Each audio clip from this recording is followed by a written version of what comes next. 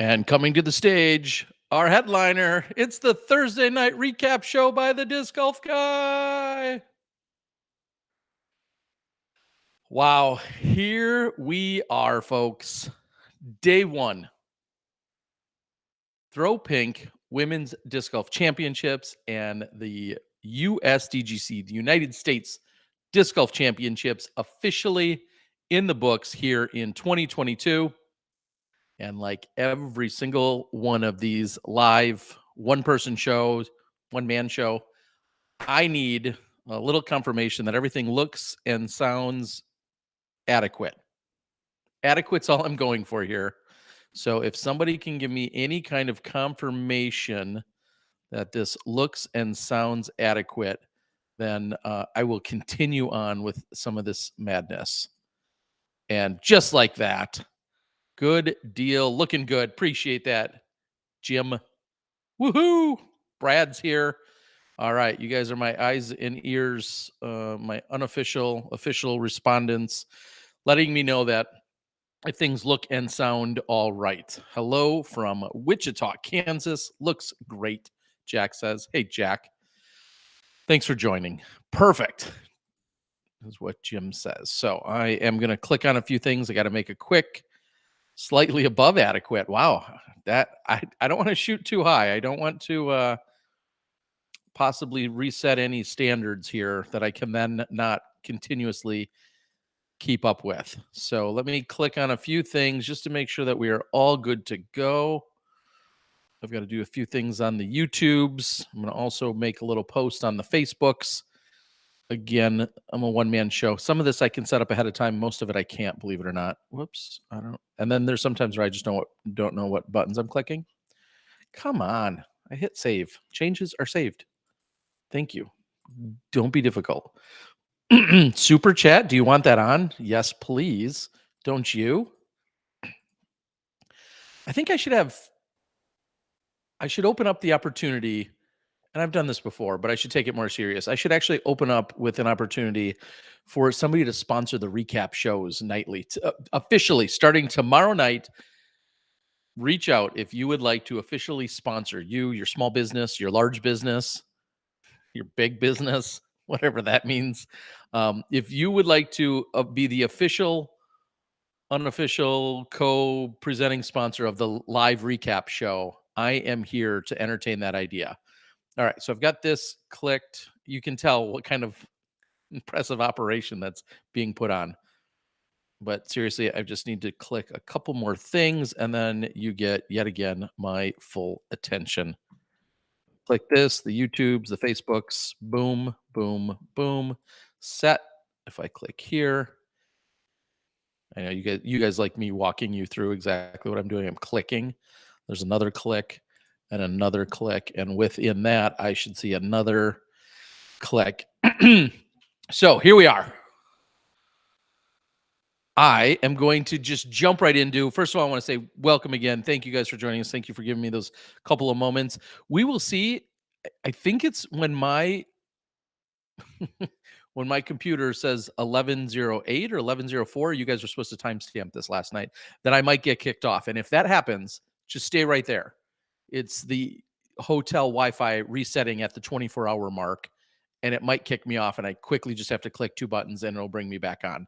So actually tonight, if I'm thinking about it ahead of time, I might have a warning, and it might actually work ahead of time that I remind you guys. So I'm going to read a few things off the board, and then we'll get into my own agenda. Zach says it looks and sounds good. Appreciate it. Letter to Voltaire says, Voltaire, love you, Terry. Wish you were on the mic with Philo and Ian. This is worth being explicit about. The way in which the booths are set up, booth and commentary scenarios is that typically you have a host of the show, which also then doubles usually as your play-by-play person. That kind of just gives you just that, the play-by-play, but the basics. And then you have your color commentator or commentators, and they're supposed to, of course, flower things up and give you the whys and, some more of that. For that reason, it's unlikely like someone like me would be in the booth with an Ian, because we both host the show. We throw to commercials, we bring you back from commercials, we open up, we open the show, we close the show. We do those types of hosting. We kind of are steering the ship to some degree. At least have our hands on this steering wheel. Is that still a steering wheel in a boat? I think it is. There's probably a fancy term for it. So your color commentators are more frequently the ones to get either swapped out or added or subtracted. So I use Bend, for example. When I'm in Bend next week in just a few days, I will be the host of the show with Valerie being the color in the morning. And in the afternoons, it'll be myself along with Nate Doss. And then I believe Nate Sexton's joining for color commentary for analysts, whatever you want to call it, for the afternoon MPO shows. You also see like Nate Sexton, for instance, isn't as I don't want to say in tune. I don't know what the right phrasing is, but he's not as involved with the FPO side of things. So he doesn't do the color with Nate, or I'm sorry, with Val and I in the mornings. I think I've just rambled a whole bunch of words, and I think most of those make sense to you, hopefully. So that's why you wouldn't see it. So this morning, for instance, Charlie is the host of the show. He's got Zoe Endike and he's got Juliana Korver, who are the color and the analyst, so on and so forth. Yeah, you've made so many broadcasts enjoyable this year. Thank you for your refined analysis. I appreciate that. Paul, who had reached out to me just before I went live, said, next time I see you, I got some porters for you. You know, I will cheers to that. And what I'm going to say to this is tonight, our friends reach out to me, founders. Little of my favorite, one of my favorites. That's in fact the Backwoods Bastard. We've got another special one. I don't know that things are going to get that rowdy, but I'm not opposed to it. Yeah. Okay. You in the field is just as good. Thanks. I'm not in the field this week, but I do appreciate it. But I did enjoy doing some interviews today. Did you reset your internet before starting? I don't think I can do that, Derek. That's the problem. Is I think it's on a 24-hour IP release, whatever. So I don't think that I can force it to reset to a new time, so to speak. It does it. So we'll see. Philo in the booth. Love it. Yes. Terry, I PM'd you about sponsoring a recap. Jeff, oh my gosh. Is Jeff going to be first to jump on this? I like where that's going. I will check that in a minute. The Birdman says, I find your ability to adapt and bring quality content even here live very entertaining, and your expertise is very awesome. Keep being you. I appreciate that. That's very kind of you. Eagle Kim, thanks for the hearts.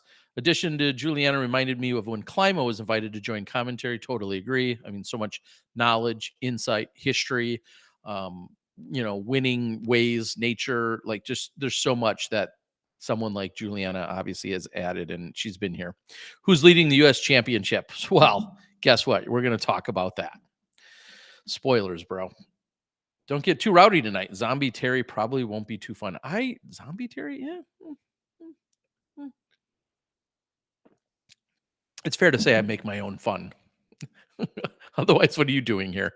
Okay, let's get to it. Think if I click this button, it should show us some scores. Oh, I'm going to go right to Throw Pink. They started in the morning. Ladies first. We're going that route. You should still have audio, hopefully. Here we go. I'm going to scroll down. Missy Gannon. Big money Missy. Only mistake Missy made. Okay, she made more than one, but the most costly mistake that she made was on 16 today. Missy Gannon, a single bogey, shooting 7 under par. Single bogey, 7 under. Sarah Hokom, the queen of clean. I don't know where that started. I understand why it started. I don't know who gave it to her, but she'll take it. Bogey free. I think the only FPO competitor to do so. Sounds like she's earning the title. So she shoots a 6 under. Nice work by Sarah Hokom. Katrina Allen, who had a great start. I know when I very first turned on the broadcast for the first moment, I saw she was putting in for her 3rd birdie in a row to get started. She starts out 3 birdies on the day. Let's drill down a little bit. Thanks to our friends at UDisc, who do not sponsor the broadcast other than me stealing their data, which I'm not really stealing. She didn't do anything exceptional or from long range, but she didn't need to. She still had 3 out of bounds. One of those resulted in a par, one a bogey, and another one became a bogey. But Katrina Allen, nothing too crazy when you drill down on the scorecard. Sarah Holcomb didn't have a single circle 2 conversion, but she was 100% from C1X. Clearly important stats. And then Missy Gannon only struggled. She had the back-to-back bogeys on 15 and 16. Actually, 15, spoiler, she missed the Mando is what she did. She missed the Mando high. Why can I tell you that? Let me tell you. Because just a few moments ago, let me round out the top 4 first. Paige Pierce today, a little bit of everything. There's a lot of stuff going on the scorecard. 80% C1X. So, far from perfect, so to speak, but 50% from C2. She made 2 out of 4. Is that what I'm seeing? And five OB throws. I was going to count them, or you could just look at this column. I tell you, those UDIS guys think of everything. 5 OB throws. So, it's not even worth asking. You already know when you say, hey, where could you improve tomorrow? She could say, yeah, I could clean up a bunch of OB strokes. I mean, 5 of them right off the bat. Yeah, at least a 5-stroke improvement turns into an 8 under and you're leading. Woulda, coulda, shoulda, right? Yeah, Missy had the 2. Holcomb had 2, both times she saved par. And Kat had 3. So Paige had about as many as her other 3 card mates combined almost. Had the eagle on 9. We can talk about that, but had the eagle on 9 and a very, very, very colorful back 9. And then we'll scroll down a little bit. We see Owen Scoggins, Ella Hansen, both shot 3 under as well. Mundahano, that's Valerie, Heidi Laine, and Haley King, Katie Tate, and Natalie Ryan, all at that huge 2 under. You see where the middle of the course, at least, and this is really interesting from the men versus the women, and we'll talk about that, is that you look at, I'll say, yeah, probably starting on 6 through 11. Missy, that's where Missy took advantage. But just in general, Haley King got 6 through 10. Katie got 3 out of those 5. Alexis Mundahano got 4 out of those 5. Like, that's definitely the score, the number one scoring section of the course on the FPO side. I don't think it's quite the same on the MPO, but it definitely is on FPO. So keep an eye on that. And as always, I talk about how you close out. Look at hole number 18. Quite a few birdies with 4s, quite a few 5s, couple 6s, and then some of the bigger numbers. And one of those being Kristen Tatar, who really, really struggled to close out her round today, going bogey, double, quad. Just, I don't believe I'm associating those phrases with Kristen Tatar, honestly, just because of her consistency. She sits in a tie for 16th. She had 6 OB shots, with 3 of them coming in the last 2 holes. So just really a wild day, honestly, to see. It looked like things were just fine and they were moving along swiftly. And then she just really, really struggled to close out her round. And I would say most of the world was shocked by it. And we can back that up a little bit by looking at also, if we scroll up, we can look at the win probabilities. What did we say she had yesterday? Was it 65%? Well, I think we can just look here. Thanks. You're so smart, Terry. 64%, 65% is what she came into the tournament with. And then this is really cool. I don't know if you guys know this. This actually tells you throughout the day, different times as to what's going on. And you see her winning percentage actually increased to 71, not percentage. I hate using that word. Her win probability had increased up to 71% at one point. And then it even got higher here at 75%. That's incredible. And then it was still pretty steady throughout 60, 67, 44%. 44%. Ends the day not the favorite, just at 16%. Again, this is not, to me, this is interesting. It clearly, I don't want to say it doesn't mean anything because it clearly means something, but it's it's wild. It's wild to see the separation and then to see her right there in the mix at the end of the day. 24% in favor of Gannon, 23% for Allen, Katrina, 16% for Kristen, and 11% for Paige. That's just mind blowing. So tomorrow, what we're going to see is, as we look at our scores, your final feature / lead card, I guess they're one and the same then, is Missy Gannon, Sarah Hokom, Katrina Allen, and Paige Pierce. I mean, literally the three most stable icons for an entire decade / generation are Paige, Kat, and Sarah. Coming in much more recently, Missy Gannon in the last few years, Owen Scoggins, and then obviously in the last couple of years, we've seen more of Henna along with Evelina and Kristen. But the three true pillars, I think, is maybe a very appropriate term. The three pillars of FPO disc golf over the last decade are these three women: Sarah, Katrina, and Paige. Missy looking to be always now in that conversation. But for the last decade plus, it's been those three women. Crazy. All right. Let's take a look over here. Where am I clicking? Why are you clicking that? You just click buttons, man? I do. So I guess my question to you guys would be,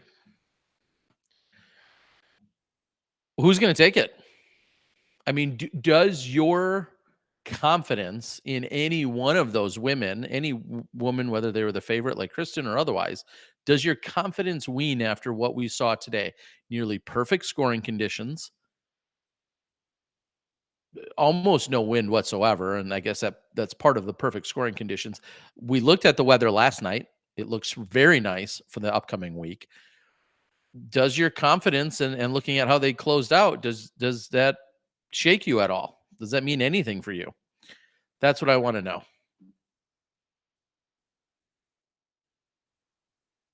Okay, I'm waiting. Hey, the other cool thing I can do is I can start inviting guests here. Well, not just in studio, but actual guests. That's something else I can work on, and maybe we should have to make happen. So those are things that we're looking at on the FPO side. I don't know if there was. I didn't see a lot of the play. I'll be the first to admit. The one thing that I did tonight, though, I did a couple things, but one of the most exciting things was after I took care of some other business on the MPO side, plus some course development. The gentleman over at GK Pro, who graciously waited, along with Christine Jennings, waited for my other obligation to be completed. I got to sit in their fifth wheel along with Christine, and we did FPO post production commentary, and it was a lot of fun. It feels weird to commentate on footage that I didn't edit together. Usually I'm someone that's then filming and editing with that, usually for my own channel. In this case, it's great. GK Pro is out there, as they've been dominating FPO coverage for quite some time now. They put it together, and that's all going to be on the Disc Golf Network's platform on Disc Golf Network. So it'll be available, I'm sure, by the time you wake up in the morning, if not tonight yet. But they have put it all together, and Christine Jennings and I will be doing the post-production commentary for all 4 rounds. 1 down, 3 to go. So it was a lot of fun. Just before that, I got done with the interviews that I did with the MPO players throughout this afternoon. And then he essentially rushed out to where the GK Pro guys are and started to get ready for that, but then had to step aside for almost a full 2 hours when it's said and done. There was a meeting taking place in Wisconsin in which I have proposed a course to this particular village or township, and they're very interested in doing the course. It sounds like it's all but locked in, that they want a disc golf course there. Today, I had to then give them some additional information because part of the services, the scope of services, and the design and the consulting that I'll do with them to put this course in was also to work with them to be able to host leagues, tournaments, and do some vending at this property. And essentially, they had a park board meeting which talks about everything else going on. And then at one point, with me being on the agenda, I was zooming in to the meeting, which isn't that big of a deal, of course, except for I'm out at a campground in the middle of nowhere. But the fact was is that they have their meetings always on Thursday nights, and essentially, I'm never around on a Thursday night. Last Thursday, the that they had a meeting was I was in Sweden. The month before that, I was somewhere else. So it was really cool to be able to just simply zoom in and have this conversation with this park board of 6 or 8 people or whatever, plus a number of other residents there. And it was very well received. I'll give you more details as it unfolds, but looking to add another course in Wisconsin. And if so, vending, tournaments, leagues, all of those things will be happening there. Should be an 18-hole course. All right, I'm going to read a few things off the board, and then we can jump over to the FPO or MPO side. Seems like I'm having a hard time with words tonight, and it's not aided by anything, actually. All right, who's leading? We already just covered that.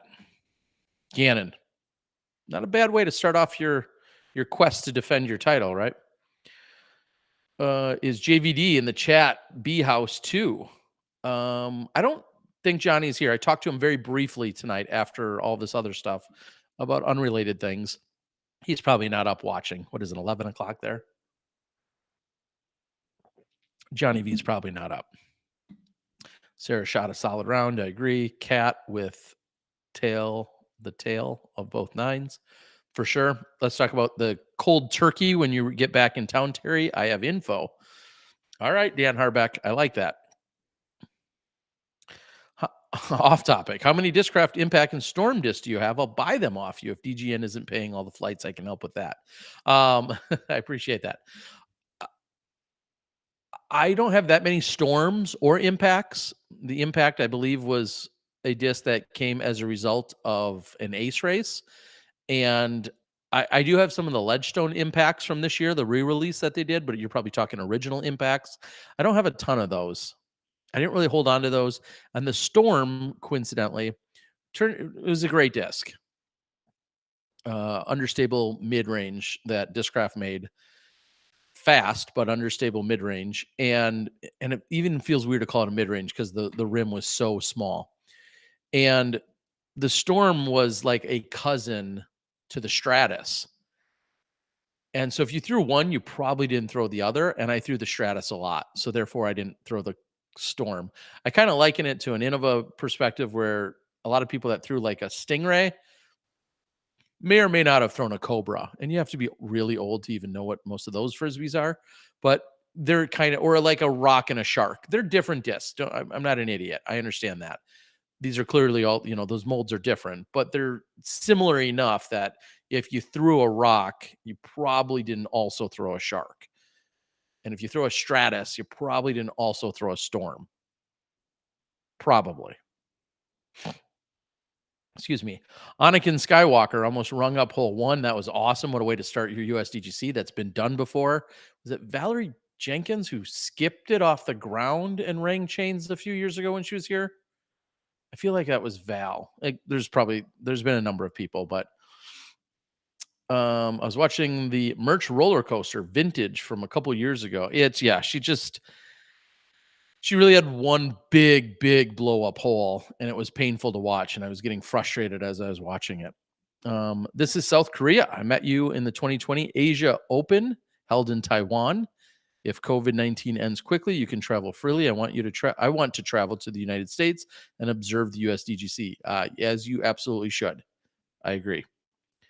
A lot can still happen in 4 rounds. I totally agree with that.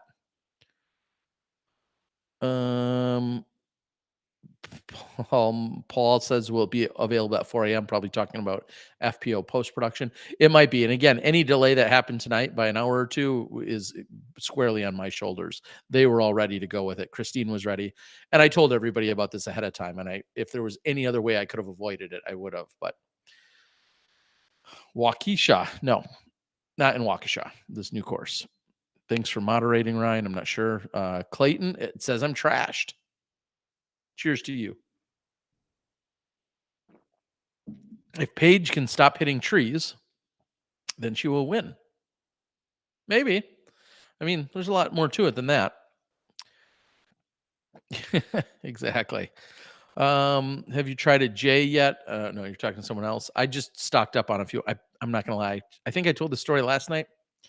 I might have picked out all the prettiest looking ones that I could find. Just saying. There's some really beautiful ones that are coming home with old Fair Bear. No coincidence. Eagle started eating fish and now he's injured. I don't know that that's a coincidence. I love you, Terry. Okay, thanks, Joe. That's kind of that's appreciated. It's better than hating me, I guess. All right, let's take a look. MPO action. We are moving right along. I think if I click on this button over here, boom, and magic. MPO. What do we have here, folks? You too can follow along on all of this on udisclive.com. But if you look at MPO round 1 and your leader, also the queen of clean, Ricky Wysocki, 8 under. Yeah, made a few putts. Circle 2, he was 33% from circle 2. And I think specifically, and look at, this isn't quite GMC, but look at here, Wysocki has 3 OBs or 3 penalties, and all 3 of those times he saves par. Something to be said of that.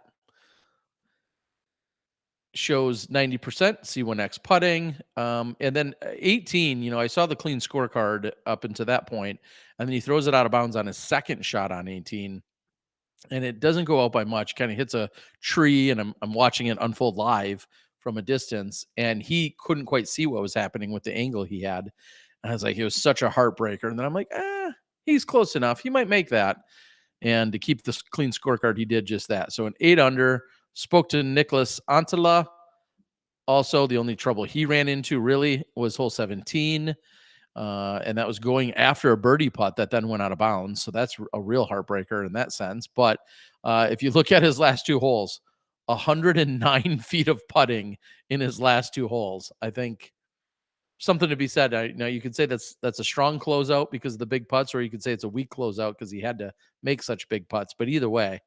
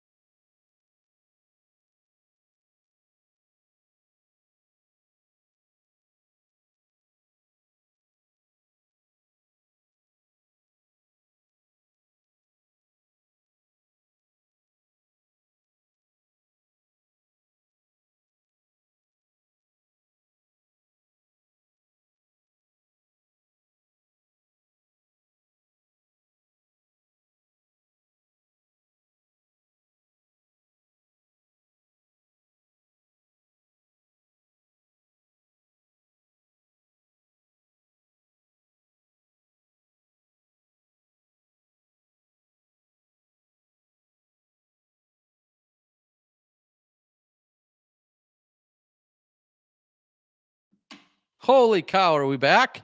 Right on time. 11:10 Central. See, there's nothing we can do about it. That's funny. So that's what I was talking about. That's going to happen tomorrow night and the next night and the next night, unless I'm already in bed or sleeping. It's just the 24-hour mark of when it hits. So hopefully we're back and everything's good. So what I was talking about, and I'm going to have to pull it back up for you guys. I'm going to reconnect this. And we're going to take a look at the scoring. And I'm going to go here. There we go. So what I was talking about, Noah Five Ash. So a quick story about Noah. Hopefully I'm back. Yeah, we are. Noah was in very early. He was one of the first couple of cards out, I feel like, on the day. I don't know. I'm sure I could check that. His 109 world ranking. Super good guy. Him and his dad, I see them all over. His dad is a huge supporter of Smashbox TV along with the disc golf guy, so I appreciate it. But he was in, I think, just about he was in. He was one of the first cards in. And when I left the course after the last card was in 4 or 5 hours later, 6 hours later, he was at the putting green. And all I kept thinking to myself is A, nice work, and B, don't wear out yourself. I know you're excited. I don't know how he's going to sleep tonight. He's on the lead card at the USDGC. Shot the second hottest round out of all players. He's ranked 109th in the world on UDisc. If we drill down a little bit, he's got turned pro in 2019. I think he has a mixed bag. He's 1,005 rated. I was going to say I knew he was right around 1,000. His U.S. Tour ranking is 86th. A great day for Noah, and I'm not surprised by it. But all I'm thinking is, with all of that excitement, don't throw 7,000 putts today. I know you want to. You're like the adrenaline's probably still flowing to some degree. Just pace yourself, and I hope that tomorrow he comes back out here and he doesn't have an abnormally sore arm, because with all that nervous energy is maybe the phrase I'm looking for. He might have thrown an extra 1,000 putts today unnecessarily. So, thank you. He's saying he's Gateway sponsored today, but has a mixed bag, right? I'm going to stick with that. Pretty sure he has a mixed bag. Might be sponsored by Gateway, but has a mixed bag. Open bag, mixed bag. Okay. I don't know what dancers you're talking about taking your $20 bills, Paul. Sounds creepy. Or not. So I'm going to click back on our first round action. Scrolling down. So Ricky, Nicholas, Garrett, and Noah. Lead card tomorrow. Pretty solid second card. No surprise. I mean, every card here is great. You have the best of the best. These people had to qualify throughout the year. I mean, you're not, it's going to be hard to find a bad card. But chase card, Simon Lizotte, Calvin Heimberg, Gannon Burr, and Alden Harris. Pretty sweet. Oh, it would make more sense if I actually went, Actually, let's do this. We're going to go to round 2, scores, scroll down. There we go. Simon, Jake Mon, James Conrad, Ezra Robinson, and Andrew Marweed. I'm not going to keep reading because most of you can read. But I think a few things that jump off the page. Of course, you have last year, tying for first, Kyle Klein, who, of course, lost in the playoff. Better get going, guys. You tee off in 13 hours. Let's hope the show is done by then. 4 under, Brody Smith 4 under, and then along with Chris Clemens, Emerson Keith, Jake Hebenheimer, Greg Barsby, who made the last putt to get to that.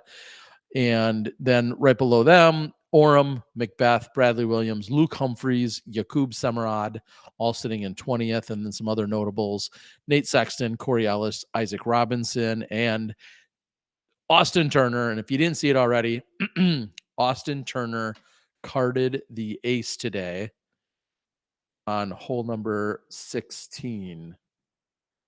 I'm going to try something I haven't really tried much before. But if I click in a spot or two, there's some stuff I might be able to make happen. We're going to try it. All right. So if I click on this, you're probably hearing that. If I click on this and then I click here, and I'm going to click on that. Let's see if I can actually show you this. Oh, I don't mean to do that. I mean to do this. No, I don't mean to do that. I don't mean to do any of that.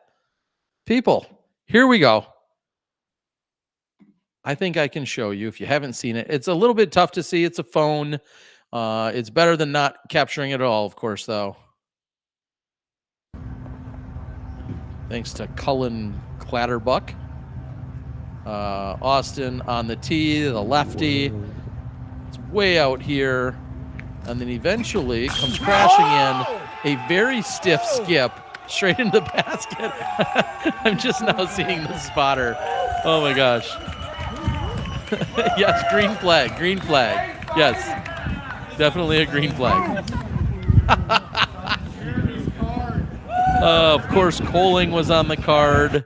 There's never a doubt. If there's an ace, Coling's there watching it. I think if this works, I'm going to try this again.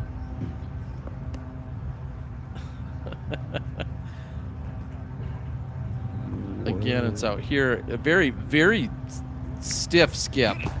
Oh! Spotter, I love it. I love that he has the wherewithal to then put up the green flag. All right, let me see if I can go there, and let me see. I think if I have to turn that off. There we go. Hopefully, it's quit playing for you. Anyway, pretty cool. Love to see it.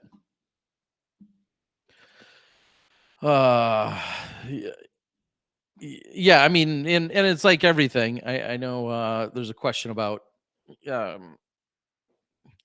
a cellular catch of it is better than none whatsoever. Is it, of course, perfectly followed and steadied up and 4K? No.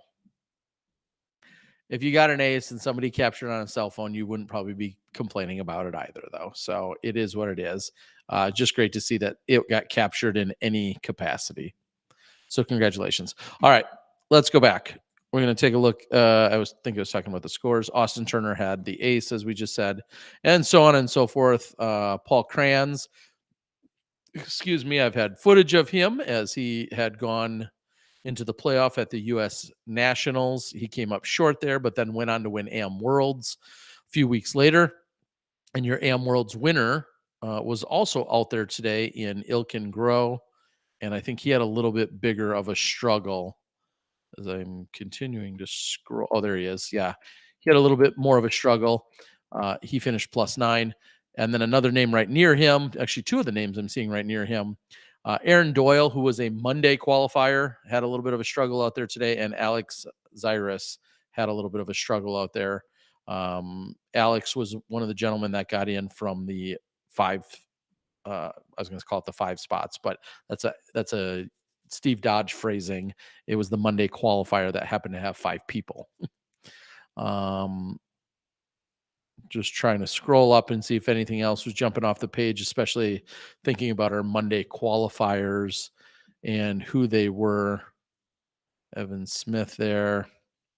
So Max, who was a Monday qualifier, he shot even. And what did he shoot? 1 over or 2 over to qualify? So there's a little bit of consistency there. And there you have it. I don't know. Do you guys have any bold predictions? Ricky Wysocki has never led this tournament after the first round. I mean, I guess it really only matters if you're leading after the 4th round, right? But he's never led this tournament after the first round, which is something I found interesting. He's never been the hot score opening day, which if you think about the odds and you think about how good Wysocki is arguably one of the greatest of our era.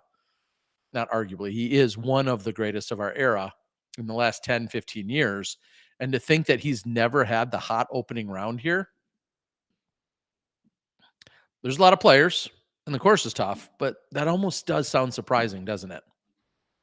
It does to me. And if you don't believe it, that's how I feel. All right.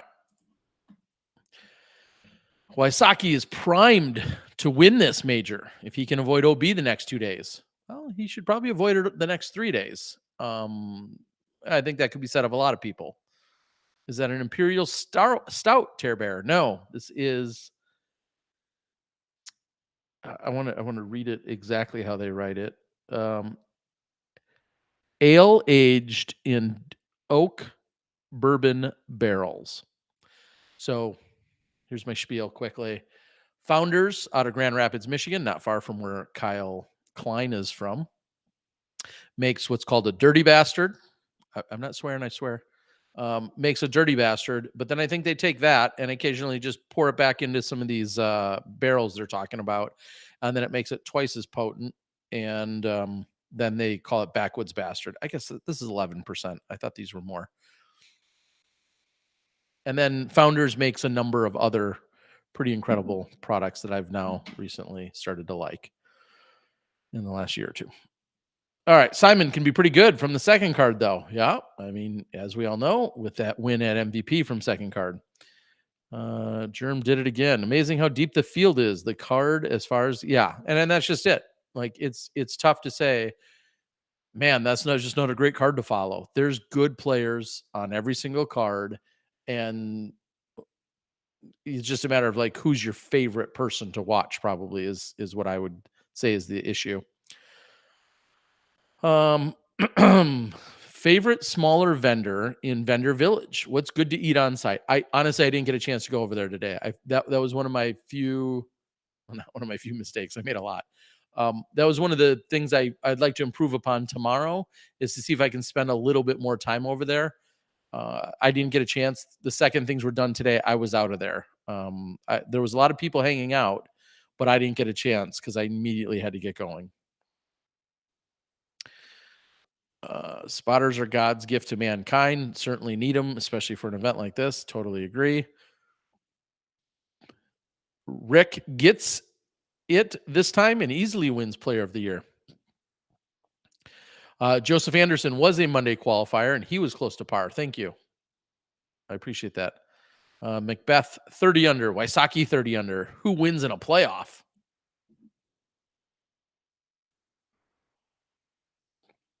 Macbeth has the advantage in their playoff scenarios. I forget the exact count. I know he's got the overall advantage. The course 2 to 3 strokes harder with the changes. I'll say this. Thanks for that segue unintentionally. Hole 3, we can look at it, but I can tell you right now without looking, it had 3 birdies on the day. Jay, I appreciate that, buddy. Thanks for the super chat. I wasn't sure if it was working tonight, but Jay is proving that it is. So if you want to see if it works and you want your comment to be seen and read and in bright, beautiful colors, just click on that little super chat $ thing. Enter your, I don't know, your PDGA number, the month you were born, the year you were born, whatever. Anyway, hole 3 played tough. And I can back that up by saying there were 3 birdies on the entire day. 2 of them, funny enough, by 2 of our longest throwers on the course, Simon Lizotte and Double G. I was walking down hole 3 with Gannon Bird tonight as I was heading out, and he wanted to play it again. He threw a roller on his second shot, and he put himself to about 30 feet. He took sub 30 seconds, and then he cammed the putt. I think it's going to be on my Instagram. That's how he's going to birdie it tomorrow, he claims. I like it. I love it. But he said this is a big time, a bonus birdie. And he also was aware immediately that it had just 3 birdies on the day. And we'll take a look at it. What? Oh, I'm an idiot. Click on this button. Don't tell me what to do. Third most difficult, 3% of the field, 3 birdies. John Willis from 66 feet, Garrett Gurthie, and Simon Lizotte. I saw Gurthie actually. Yeah, I saw him make his putt. That's pretty funny. John Willis from circle 2, circle 3, whatever you want to call it, the edge of circle 2, 66 footer. So, I'm not going to pick on him, but was there any huge numbers? Yeah, some people double bogey seems pretty understandable considering of all the hazard right off the tee. It's easy to go over par right off the bat or to get yourself in position for being over par, but just 3 birdies on the day. So let's take a look at some of our other stats and scores Course statistics, the course on average today. I think these are funny numbers always. The course on average, 0.56 over par. So 64 is the par, 64.56. So barely played over par on average for the entire field today. Longest throw in on the day, the ace, of course, by Turner at 391 feet. Albert Tom, 180 feet on hole number 16. Ricky was telling me about it. You guys probably saw it on the air, I'm guessing, maybe. Here's where we'll know who's adapting. 442 out of bounds throws or strokes, 442 of them. What will that number be tomorrow is the question. There's 442 today in MPO. What will tomorrow's number be? Hole 1 had the least amount at 2, and hole 18 and hole 11 tied at 47 apiece, and hole 17 had 46. So we'll see what the number is. 442 is the number for today. Let's see. Very different course and a lot less players, but let's see what the women had over at the Throw Pink for total OBs. This is kind of irrelevant. 226. The most were had on 17 and 18. No surprise. The next most were on 5. Again, different course, different layout, blah, blah, blah, blah, blah. I get it. And they averaged 2.8 over par. For not being a numbers guy, it sure is fun to just kind of poke around on UDisc from time to time. Here's an interesting thing to share with you. This is the Throw Pink event is an XA tier. I'm pretty sure that their ratings from this event will not count as well because of some of the rules and the unique configuration and rules. So I don't want to say they're irrelevant, but yeah, the Missy Gannon unofficially the 10-14 rated round. If we go back and I'm not even showing you guys this. Why aren't you looking at this with me? I'm sitting here looking at all this stuff, and you guys could have been looking at it with me. What I was going to say, though, is I'm looking at the USDGC, and then from there, a couple clicks, we could take unofficially. Why isn't this showing you the round ratings? Here we go. Ricky unofficially at 1068. Solo. Why is that doing that?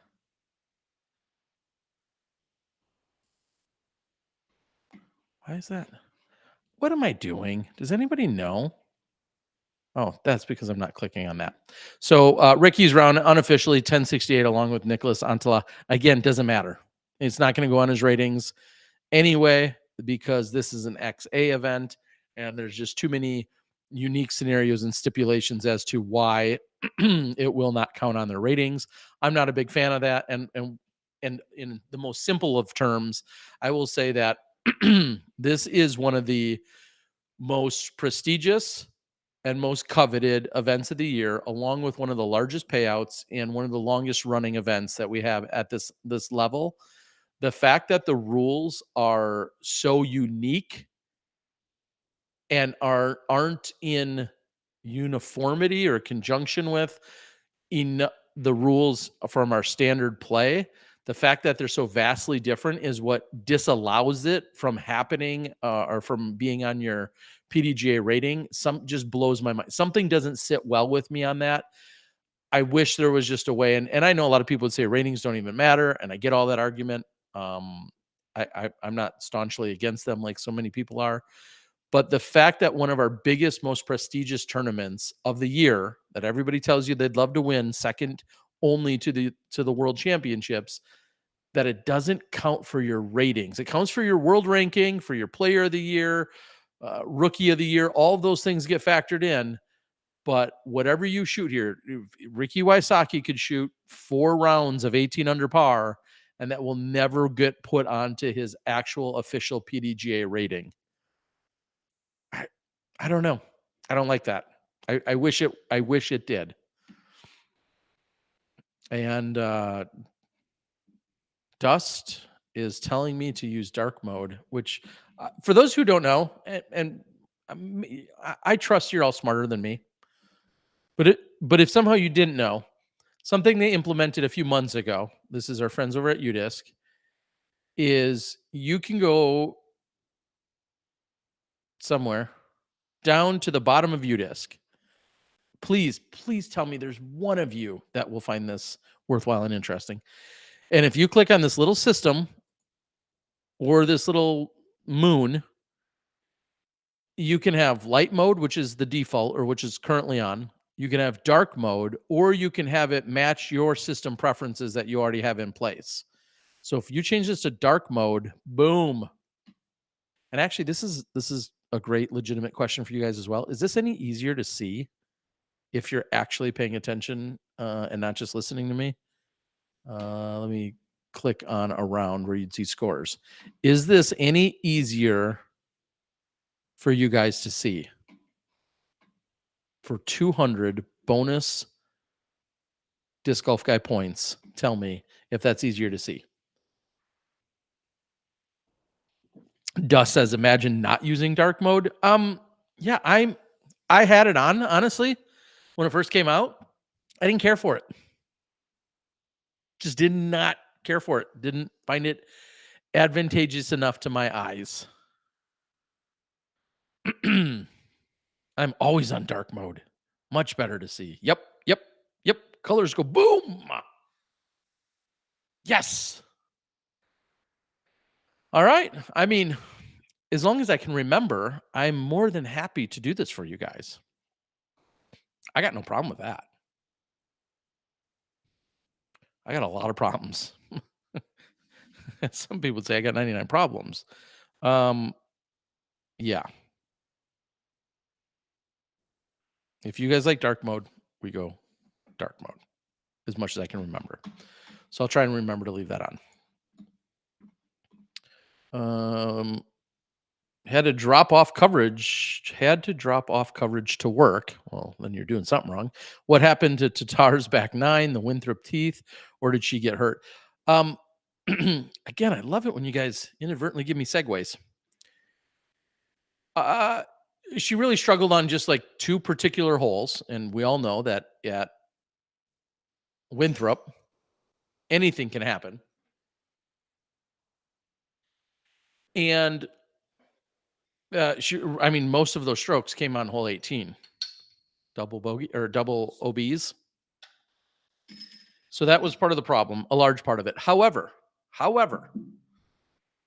one thing I noticed in the post-production, which I invite you all to watch, she slipped significantly 2 different times.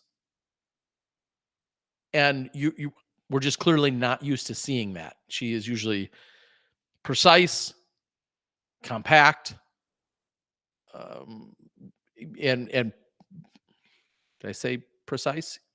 Just she's on it. She like is so repeatable, almost mechanical, and just so consistent with everything that she does. So to see her slip twice during the round, and one of them was very significant. I don't know if that's turf. I don't know if that's different shoes. I don't know if that's morning or moisture, or I have no idea. But she seemed to be the only person in the group to have that problem.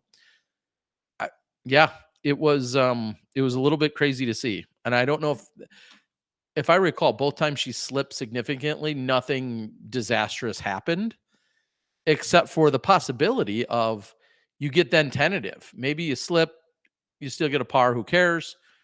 If it's on a birdie hole, maybe you're mad. You slip again, and then every time after that, you're constantly thinking about your footwork, way more than you'd probably like to be.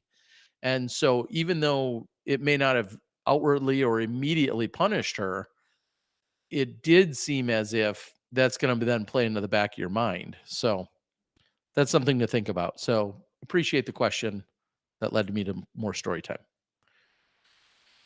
All right. I ate some red things under a conifer tree, so it's all blurry right now. Oh, see, I only eat the purple things. Excited to do the feature hole broadcast on Saturday and Sunday on DGN for the tournament. Dust, good to hear. I had no idea that was happening, but good luck. That sounds fun. Can't see the small numbers in the dark. Let's go, Alden. Is the USDGC title more exclusive than Worlds, considering it's invite only? I don't. There's an argument to make there. Maybe, sure. However, everyone that's really, really, really good that likely has a chance to even win qualified probably to be there. Almost. I mean, rarely will you not find that to be the case. Now, let's take a Johnny McRae. Clearly could win the event, is clearly very good. However, because of his year, he was injured, recovering, and then was only able to play so many events. He did not earn a spot into the event. And then he showed up for Monday qualifying, also didn't earn his spot in there. I don't think that one round dictates anything about how good he is. He just simply didn't have enough to get in that day.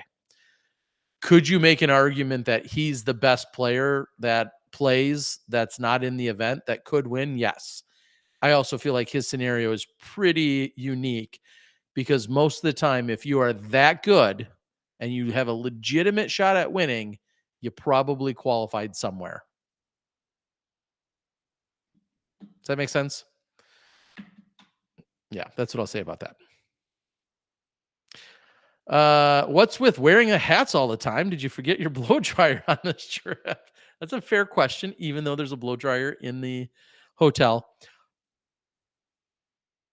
The shortened version of this story is I'm not really on camera much these days in terms of the Pro Tour or Disc Golf Network. Like today, I did interviews all day and then I did post production. At no point was I on camera. The number one reason why I stopped wearing hats, which I used to wear 7 days a week for like 20 hours a day. I loved hats growing up and as a kid. I always wore my hat just like this, actually. I stopped doing that about 10 years ago because I was finding myself on camera.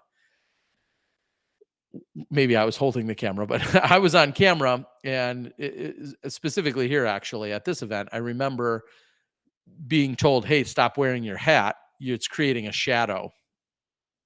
And so it was at that point, I very much just committed to almost never wearing a hat on a quote unquote work day. And lately, I've just been really embracing the idea of wearing my hats that much more.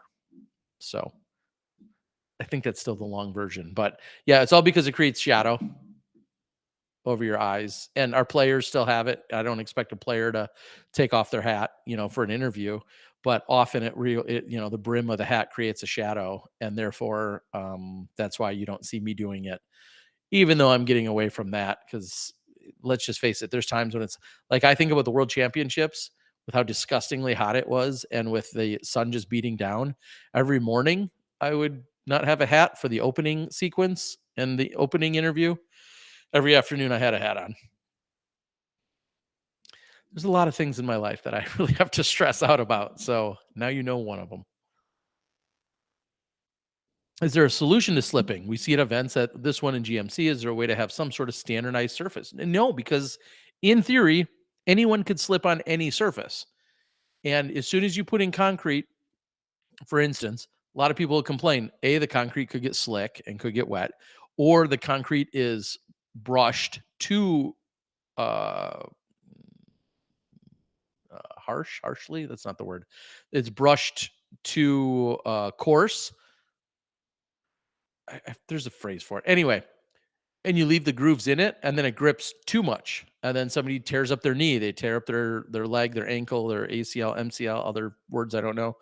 Then they'll say that I personally prefer concrete all the time. I will take a concrete tee 99 out of 100 times. However, once a concrete tee gets played a million times, it eventually will get smooth. So it needs to be roughed up or etched or blasted or whatever, or replaced. And then again, a lot of players say they don't like concrete if they've been playing on them forever because it says that it tears up their joints or their knees or whatever. I don't clearly play enough that affects me. I'm a big fan of concrete. I also grew up in Wisconsin, where when you go out and play disc golf in the winter, there's nothing better than finding the tee it being concrete and then you appropriately shoveling it because it's probably going to be the best surface. Now, we've seen the AstroTurf or fake turf or grass or whatever. We've seen that be too long. We've seen that be too spongy. We've seen it curl up or roll up, bind up. You have to put just as much work into putting in an AstroTurf tee pad as a cement tee pad, and I feel like the longevity is not going to be 20 years. And then some of them are better in the rain than others. I think there's, whether it's name brands, whether it's styles, some of them sometimes you see sand getting put on them. I'm just not convinced they're the end all be all. For the most part, a somewhat shortened AstroTurf type tee pad seems to be overall the most preferred, but they are so much work to keep 100% maintained. And then the other thing that you've kind of seen, depending if you've gone to Florida, is sometimes we've seen carpet, some form of a carpet or an upside down carpet. Somewhere in there, there's a solution, but there again, rain, mud, snow, sleet, hail, mud, all of those things. There's no perfect tee pad. I feel like if you polled 100 players, you wouldn't come to one consensus by any means. And who are we trying to appease the most? There's solutions that are better than others, but there's not a consensus. I just don't believe there is. And then sometimes look at the shoes. I see some of the shoes these pros wear, and I'm not saying this of Kristen. Other pros, I've seen their shoes, and I'm like, yeah, you should fall on your ass. Look what you're wearing. But it's all form. I mean, let's face it, the run up that James Conrad takes in general is just very, very different than what you see out of an Emerson Keith or what you see out of a Kristen Tatar. Just very different. There's no way to safeguard every throw, every style, every shoe, every condition. Macbeth was out of bounds 5 times today. I'm surprised he didn't shred the course with accuracy. Today, what's your take? I tried to press him. I really did, because I understood his answer, but I wish he could have just been even more elaborate with it. And maybe he didn't have the right words for it. He said he felt like he didn't get in a rhythm or a groove or just never really got the mojo to get things going, or whatever phrase he used. Just wasn't feeling it. And you have to wonder, I mean, when some guys just aren't feeling it, they shoot at USDGC, they could shoot a 9 over with 10 OBs and only convert 3 times inside the circle. When Paul Macbeth isn't feeling it, he shoots just a few off the hot score, as do some other players. And that's why they're as good as they are, because him on an off day shooting a 3 under puts him only 5 out of the lead and still makes him a contender at this event. And that could be said of a ton of our players. The fact that he could come back with 3 7 unders in a row and still win is what separates him from a 990 rated player, or maybe even 1,010 rated player. People like him that can limit their bad days to actually being mediocre is that consistency. That's where that comes out. Everyone is excited to watch DG and they're paying for it anyway. What makes you even more nervy? Are you guys going to be solo? I am nervous. First time doing live disc golf. You'll be just fine. Where's Kale? I don't know. Probably being on the cover of some modeling magazine. He's up in Minnesota. Brushed concrete. Yes. Sandy Knolls, turf tee pads, and Wisco Disco aren't bad.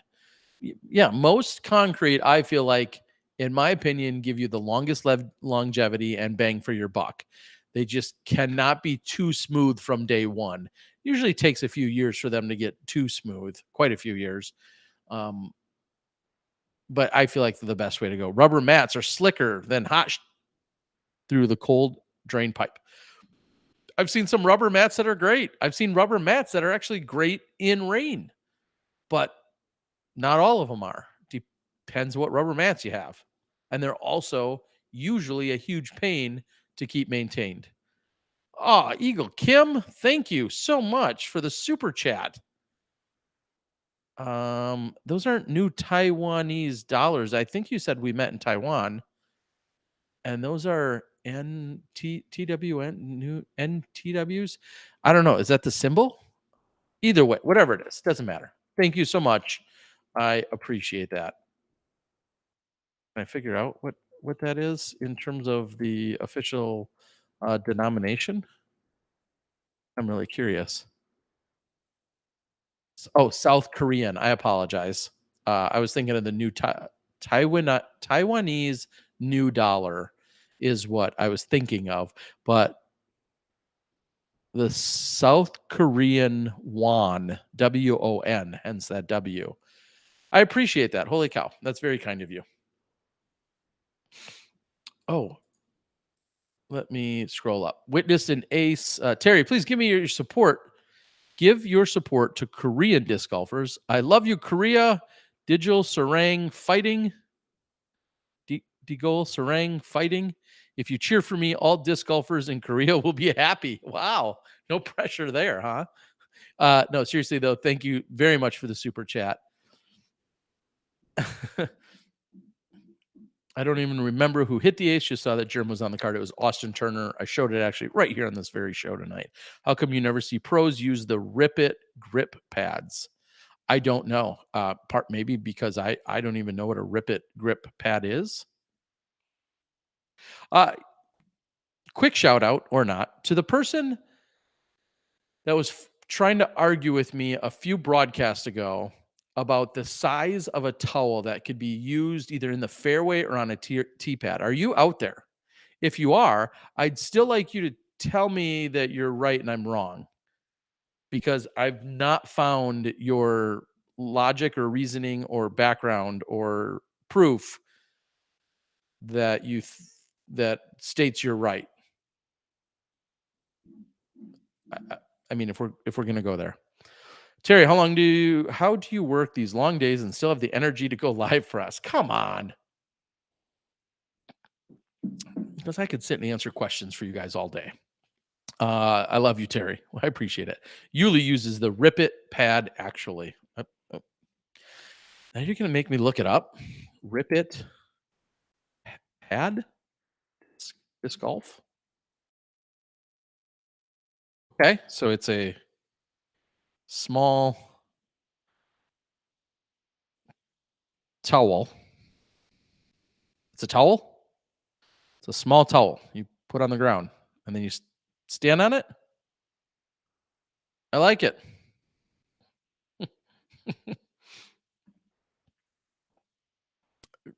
Okay. Um, I mean, it just proves. I mean, okay. So the other day on my Instagram story, I was at the grocery store with my daughter in the fruits and veggies section. Yes, I pick those up from time to time. And there for $5.99, it was a produce drying pad.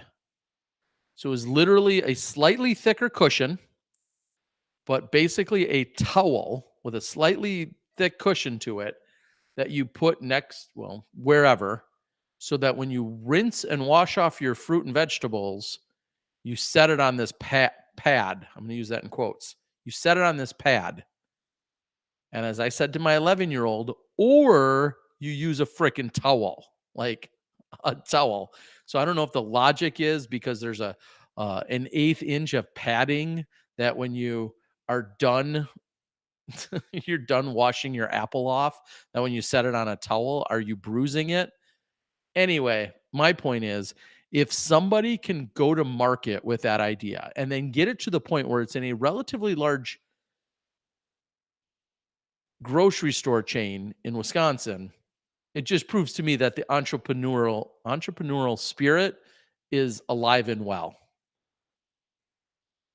Because that seems absurd to me. I mean, that's right there with the silliness of buying of buying bananas that have some kind of casing on them or have some kind of and I know there's pesticides, there's whatever, but man, there's some products that are obviously mind blowing. You got to carry a towel. Who cares how big it is? I agree.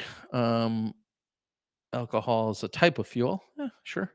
It's a mat with a grit to it to simulate concrete almost. Man, it's got to be heavy. It fits nearly in your disc, so it's kind of cool. All right, all right. Now, who's shilling for this product out there? I've given enough. They haven't quite stepped up to support my podcast here tonight, so I think that's enough talking about it. Okay. All right. And I apologize. Somebody earlier was that Jeff? Somebody said something about they sent me a message. Send it to the disc golf guy on Facebook. That would be a good way to do it because I don't see it in my Facebook unless you're going to my other account. All right. Rip It pad is a little sponge like, and it's not just a towel. Oh, all right, all right, all right, all right, all right, all right, all right. That's enough. Yeah, yeah. F them. I'm not saying, anything against them. Of course not. I'm just saying I'm not their, also not their social media platform here without any product in hand. All right, have we covered everything? Can we keep this on the short side? Also, it's concrete, not cement, says the guy who worked in construction for 75 years. Tom, you tell them. I think we covered everything that I can think of, especially I'm thinking about the storylines for tomorrow. Of course, we're going to see a bunch more good golf. We're going to have great weather. That's all awesome. FPO, it looks like, is going to be kicking off at 8 a.m. That is going to be whatever that's called, Eastern time zone.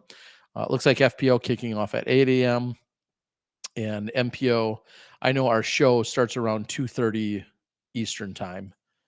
And I don't know if anything's going on in the vendor village or at the USDGC on site afterwards tomorrow night or not. I don't know of anything in particular, but if there is, hopefully I can report back on it. Also, to the people that tagged and made note of my thumbnail along with the art last night, I apologize. I don't remember the names out there. That's awesome. I just want to say thank you again. I mean, I simply just took a picture of the painting, but there was a little bit of a response to the thumbnail, and I take no credit for that because I'm not artistic like that. Does merch still stand a chance? I mean, as we all know, anything can happen. Let me click on this button, show you guys this in dark mode. But if we go over to throw pink and I scroll to, actually just type in KAT. She's sitting in 36th. She's 7 over. She is 13 off of the lead with some of the best women in front of her ever. Of course, anything's possible, technically still. However, if I were a betting man, I would not be putting any money on Cat Merch to take this down at this point. She's 13 off the lead with all of the best women in the world in front of her. That's like a quadruple whammy.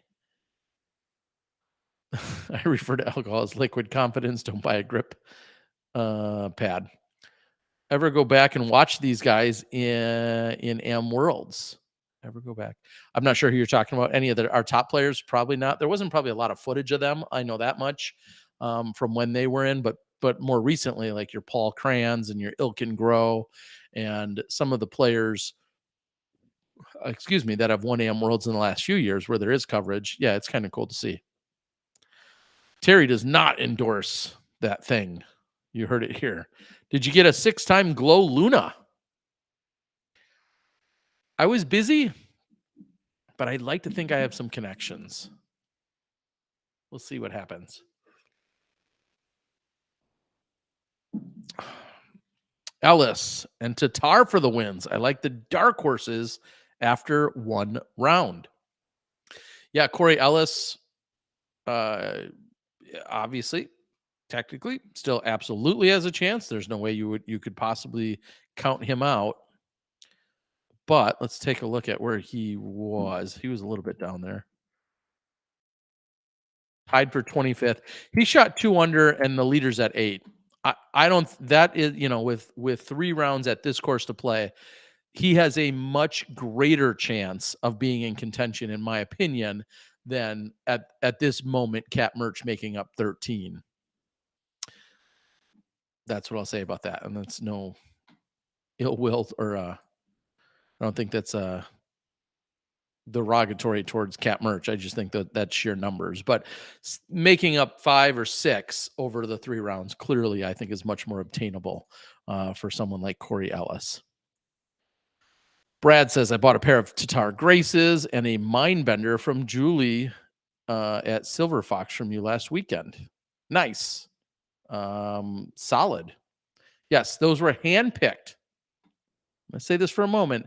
Those were literally handpicked in Sweden, where I went through the Graces. I hope she didn't put out the really good ones. I went through the Graces and handpicked what were some of my favorite Orbit style Graces.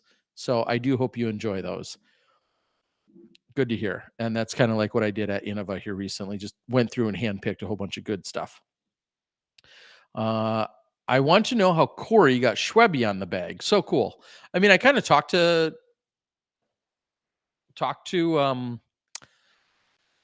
Corey Ellis about that. And I just said, and he just said, well, yeah, we became friends a few years ago. He's a great guy. Nobody knows the course and the tournament better than him. And they just became buddies. And this has gone back a couple years. I think he was on the bag for him last year. In fact, I bet on that. And I know that when Corey's been at big tournaments, Schwebby sometimes will occasionally shoot me a message and feed me some additional insight or tell me something that I should know when Corey's playing a pro tour event and Schwebby might be still back in the Carolinas. So they're friends, and Schwebby's like genuinely excited. Like the way, as the meme says, like find somebody who looks at you or talks about you, like this person. Schwebby speaks very highly of Corey, and Corey's a great guy, so there's no reason not to. But yeah, Schwebby just is really appreciates him and his game, and has been very helpful. And I think when you talk about really positive, healthy caddy player relationships, like they are on the top of that list, in my opinion, or certainly way up there. You bought a pair of the orange rim twins. Good. I went through them and picked out a whole bunch of colors, and then usually pick them in pairs, but I got some of the nicest looking ones, so I'm glad you like it. Corey talked about it in the press conference. Yes, him and Schwebby in the relationship. You got it. They sure did. I think I even asked about it. That was my doing, people. Sometimes I say stuff worthwhile, although I make no promises. All right. I don't know if you guys have much else to share here or ask me. I don't believe you guys are here watching yet again.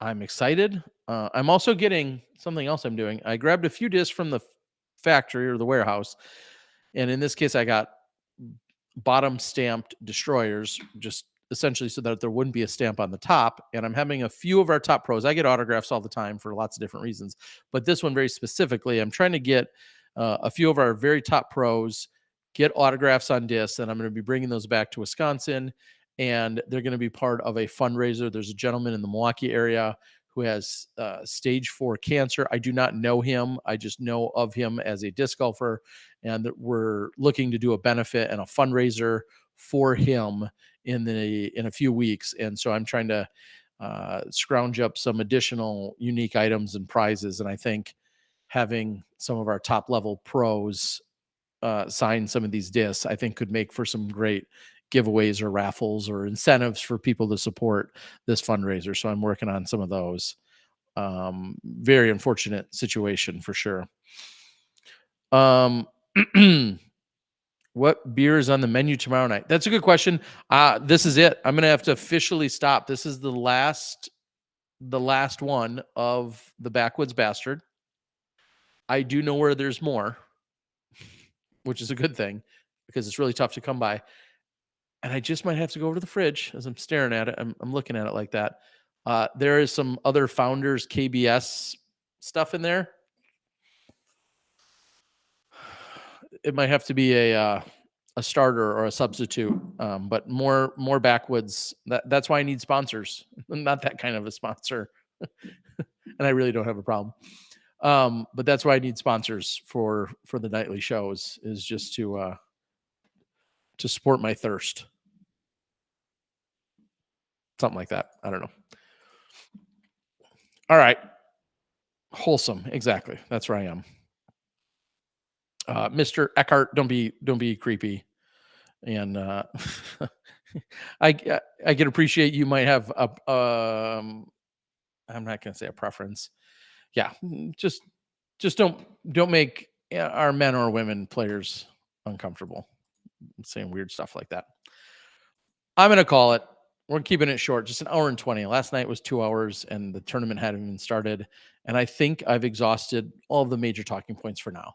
We're one day in. Clearly tomorrow, another day. We talked about it last night. Looking forward to some great weather. Looking forward to more great golf. I am excited to see who can bounce back. You know, Kristen Tatar had one of her worst days, or at least worst finishes in recent history. So I am excited to see how she can bounce back, because we know of her consistency. We know her competitiveness and her drive and everything else that goes along with it. So that's something I'm excited to see. And Nicholas Antala and Ricky Wysocki, Noah Five-Ash. I mean, just think about those guys who are on the top, a couple of which have never been there in that capacity. And then, to borrow, I'm guessing he said it at some point, or he will, to borrow a Philo line, there's sharks in the water. There's top level competitors, including previous champions like James Conrad, right there in the hunt. Calvin Heimberg, who we know has been in the hunt. That aren't far behind. Kyle Klein, like we said, Macbeth, not far behind either. So tomorrow's just day 2. Looking forward to it. If you guys have topics, you have things you want to talk about, specific scenarios or whatever that I may or may not know about, write them down, jot them down, and then make sure you come to them. Come here tomorrow night. Will we be here tomorrow night? Yeah. I bet we will. I won't tell you how the J flies, because then I'd have to go out and throw it. I haven't got time for that. Make sure to watch my email for the rounds to start tomorrow. Okay. Happy disc golf guying it. Thank you, Tim. Appreciate you, buddy. Notifications on. I like the recap, and you'll be back for more. Recap was good. All right. You guys are all too sweet. Thank you. I'm the Disc Golf Guy. That's your Throw Pink Women's Disc Golf Championship and your United States Disc Golf Championship recap of day number 1. I'm going to click some buttons. I think I need some music. I don't know if my system can handle all that. I don't know if I can handle that, but you guys have been awesome. I do need a closing screen, but for now we're going to go back to this one. So thank you again for joining, and we'll probably see you tomorrow.